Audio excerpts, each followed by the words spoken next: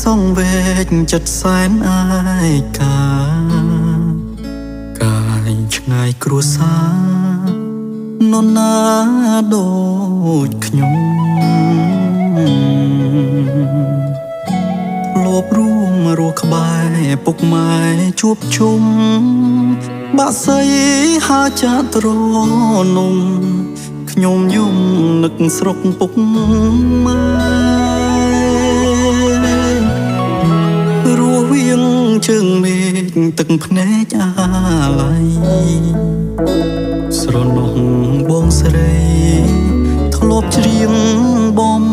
ពេស្រណោះសំលេងពុកលេងតាខេខែភ្លឺកេងកាយភ្លើម៉ែស្ដាប់សៀងចំរៀង